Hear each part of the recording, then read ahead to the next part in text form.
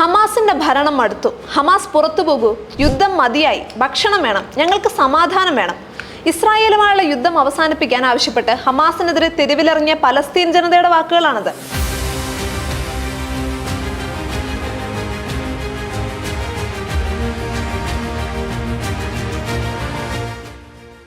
യുദ്ധം ആരംഭിച്ച ശേഷം ഗാസ ജനത ഹമാസിനെതിരെ പരസ്യ പ്രതിഷേധത്തിന് മുതിരുന്നത് ഇതാദ്യമായാണ്. ചൊവ്വാഴ്ച വടക്കൻ ഗാസയിലെ ബേത്ലാഹിയ പട്ടണത്തിൽ നടന്ന മാർച്ചിൽ ആയിരക്കണക്കിന് ആളുകൾ പങ്കെടുത്തു. ആയുധധാരികളായ ഹമാസ് പ്രവർത്തകർ ബലപ്രയോഗത്തിലൂടെ പ്രതിഷേധക്കാരെ പിരിച്ചുവിടുകയായിരുന്നു. യുദ്ധത്തിൽ തകർന്ന കെട്ടിടങ്ങളുടെ നടുവിലൂടെയുള്ള പാതയിലൂടെ പലസ്തീനികൾ ഹമാസ് വിരുദ്ധ മുദ്രാവാക്യങ്ങളുമായി മാർച്ച് ചെയ്യുന്ന ദൃശ്യങ്ങൾ സമൂഹ മാധ്യമങ്ങളിൽ പ്രചരിക്കുന്നുണ്ട്.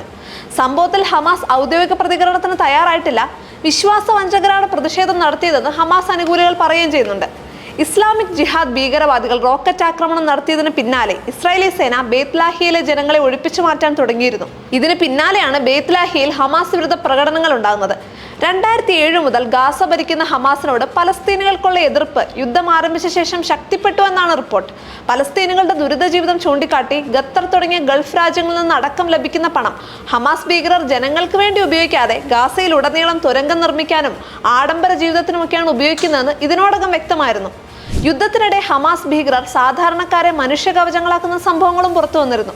ഇതിനു പുറമെ മാസങ്ങളായി തുടരുന്ന യുദ്ധം ഗാസയെ നിത്യനരകമാക്കി മാറ്റുകയും ജീവിതം ദുരിതപൂർണമാകുകയും ചെയ്ത സാഹചര്യത്തിൽ ഗത്യന്തരമില്ലാതെ ഒടുവിൽ ജനം ഹമാസ് ഭീകരർക്കെതിരെ രംഗത്ത് വന്നിരിക്കുകയാണ്.